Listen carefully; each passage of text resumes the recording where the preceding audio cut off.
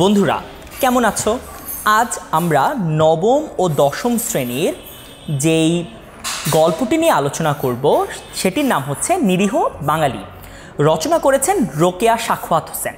রোকেয়া সাখাওয়াত হোসেন, যাকে কিনা আমরা অনেকে বেগম রোকেয়া নামেও চিনি, সেই বেগম রোকেয়া বা রোকেয়া সাখাওয়াত হোসেন অত্যন্ত জনপ্রিয় একজন লেখক। তারই লেখা নিরীহ বাঙালি নামক গল্পটি নিয়ে আজকে আমরা আলোচনা করব। আমরা একে একে লেখক পরিচিতি, আমরা একে একে পাঠ পরিচিতি এবং গল্পটিতে কী বলার চেষ্টা করা হয়েছে প্রত্যেকটি জিনিস ব্যাখ্যা করব। আসলে প্রথমেই রোকেয়া সাখাওয়াত হোসেন সম্পর্কে কিছু তথ্য আমরা জেনে আসি।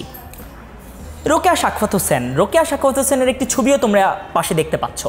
রোকেয়া সাখাওয়াত হোসেন জন্মগ্রহণ করেন 9 ডিসেম্বর 1880 সালে। তার জন্মস্থান রংপুর জেলার পায়রাবন্দ গ্রামে। তার পিতার নাম ছিল মোহাম্মদ আবু আলী হায়দার সাবের, যিনি একজন ভূস্বামী ছিলেন। তার শিক্ষা জীবন, তিনি নিজের বাসায় থেকেই শিক্ষা গ্রহণ করেন। তার বাংলা শিক্ষাটি তিনি পেয়েছেন বোন করিমুন্নেসার থেকে এবং তার ইংরেজি শিক্ষাটি তিনি পেয়েছেন ভাই ইব্রাহিম সাবেরের কাছ থেকে, যিনি তাকে ইংরেজি শিক্ষাদান করে থাকেন।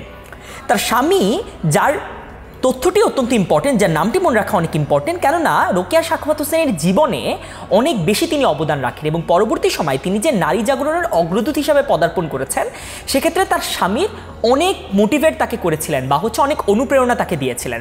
তার স্বামীর নাম হচ্ছে সৈয়দ সাখাওয়াত হোসেন, যে সাখাওয়াত হোসেনই তার নামে শেষ অংশে লাগানো হয়েছে। তিনি ভাগলপুরের অধিবাসী ছিলেন। তার উল্লেখযোগ্য গ্রন্থের মাঝে রয়েছে অবরোধবাসিনী, মতিচুর, সুলতানার স্বপ্ন। তার বিশেষ অবদান হচ্ছে সাখাওয়াত মেমোরিয়াল গার্লস স্কুল এবং আঞ্জুমান ই খাওয়াতিন, তিনি ইসলাম শিক্ষা প্রদান করেন বা ইসলাম তিনি প্রতিষ্ঠা করেন এবং এই দুটি প্রতিষ্ঠানের মাধ্যমে তিনি নারীদের শিক্ষার ক্ষেত্রে একটি অগ্রগামী ভূমিকা প্রদান করেন বা তিনি নারীদের শিক্ষাটি যেন নিশ্চিত হয় সেক্ষেত্রে অবদানটি পালন করেন। আমরা আমাদের এই রোকেয়া সাখাওয়াত হোসেন, যে কিনা আমাদের অত্যন্ত জনপ্রিয় একজন নারী জাগরণের অগ্রদূত ছিলেন, তিনি মৃত্যুবরণ করেন 9 ডিসেম্বর 1932 সালে। অর্থাৎ রোকেয়া সাখাওয়াত হোসেন সম্পর্কে যে গুরুত্বপূর্ণ তথ্যগুলো আমাদের জানা অনেক বেশি দরকার ছিল, সেই গুরুত্বপূর্ণ তথ্যগুলো আমরা জেনে নিলাম।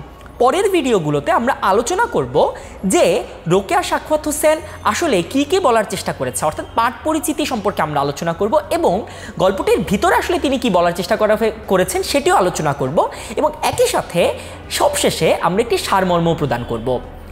এতক্ষণ ধরে ভিডিওটি দেখার জন্য ধন্যবাদ। আশা করছি বন্ধুরা তোমরা পরের ভিডিওগুলো আমাদের সাথেই থাকবে।